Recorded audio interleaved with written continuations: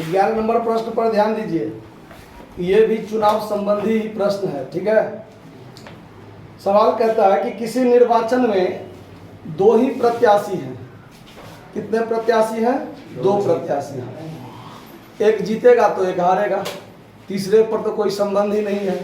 ठीक, मतदाता सूची के 10% सदस्यों ने मतदान नहीं किया, यानी मतदाता सूची में टोटल जितना मतों की संख्या है उन्होंने मतलब उनमें से 10% ने मतदान दिया ही नहीं, यानी वोट नहीं गिराया, तो वो तो ऑलरेडी घट जाएगा।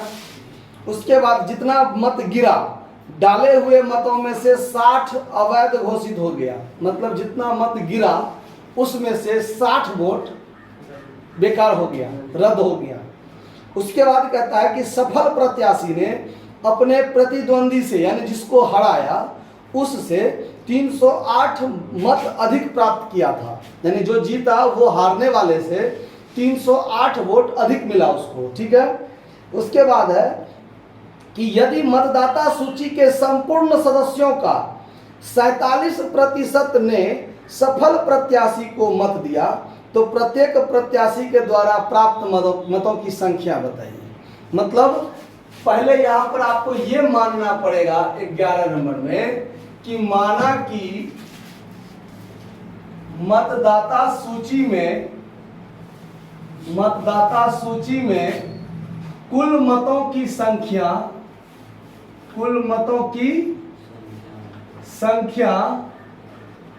बराबर x। ये मान लिए कि कुल मतों की संख्या कितना? x। अब देखिए, डाले गए मतों की संख्या, तो x माइनस x का 10%, मैंने x का 10% वोट नहीं दिया तो 90% न दिया, तो आप x माइनस x का 10% निकालिए, या फिर एक बार में ही x का 90% निकाल लीजिए। कोई दिक्कत इस बात को समझने में? या तो x में से x का 10% घटाइए, या फिर x का 90% डायरेक्ट निकाल लीजिए कि मतलब दिया। तो ये अगर निकालते हैं तो ये हो गया आपका 9x/10, यानी कुल जो वोट गिरा वो 9x/10 वोट गिरा, नहीं गिरा, हाँ गिरा इतना। अब देखिए वैध मतों की संख्या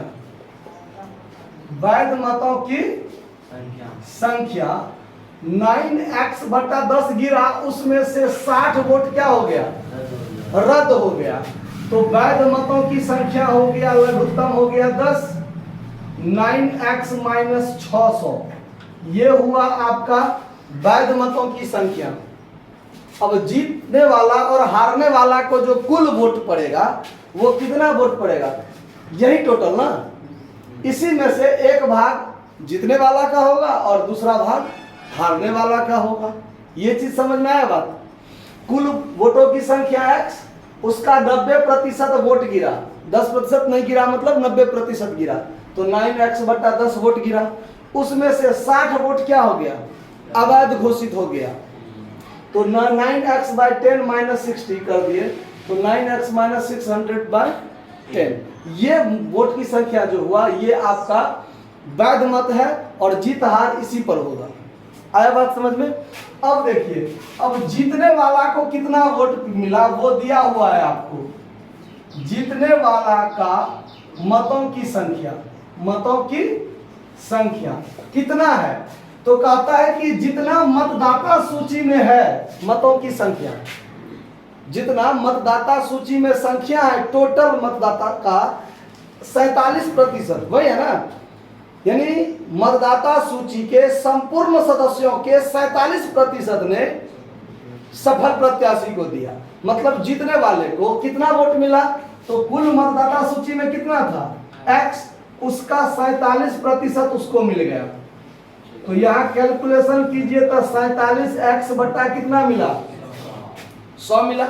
ये जीतने वाला को मिला, तो हारने वाला को कितना मिलेगा वो ध्यान दीजिए।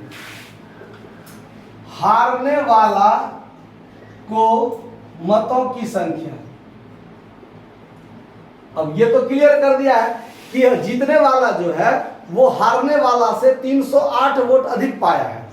क्लियर है ना कि उसको जितना मिला वो अपने प्रतिद्वंदी से 308 वोट क्या मिला है, उसको अधिक मिला है। तो अगर जीतने वाले को इतना मिला 47x/100, तो उसमें से 308 वोट घटा दीजिए तो हारने वाला को यही ना मिलेगा। यानी इतना हुआ जीतने वाले को, तो इतना हुआ। अब इसी दोनों का जो जोड़ होगा वो किसके बराबर होगा, जो वैध मतों की संख्या है।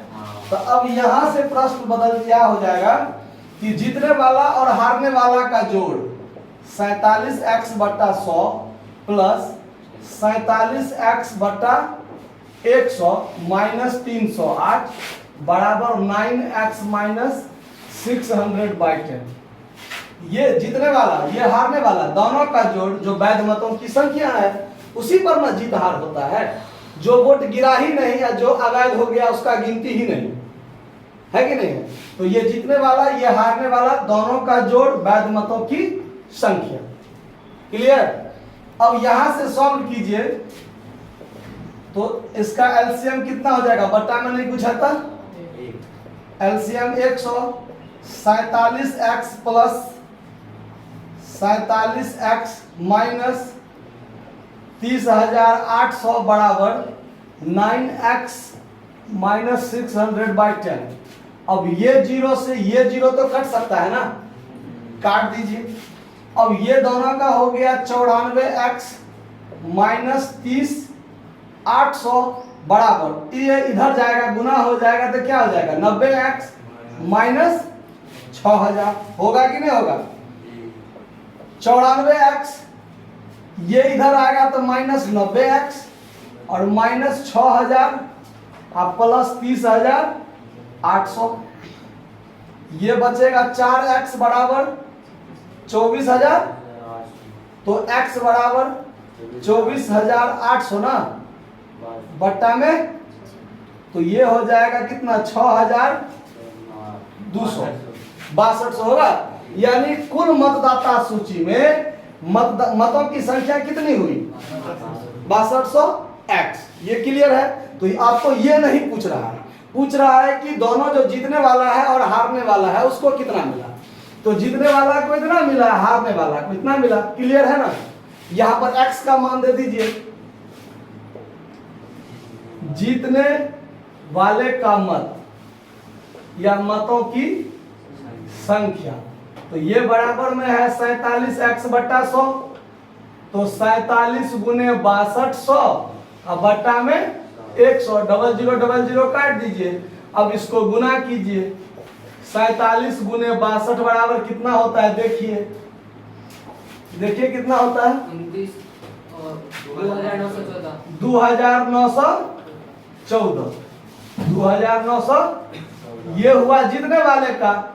और हारने वाले का यदि निकालिएगा, हारने वालों का मतों की संख्या, मतों की संख्या, तो 2914 में से 306 क्या कर दी 308 ना, 308 डायरेक्ट घटा दीजिए, क्योंकि अब आप ये मान निकालिएगा तो इतना का मान तो आप ऑलरेडी निकाल चुके हैं, उसमें से 308 घटा दीजिए तो 2606।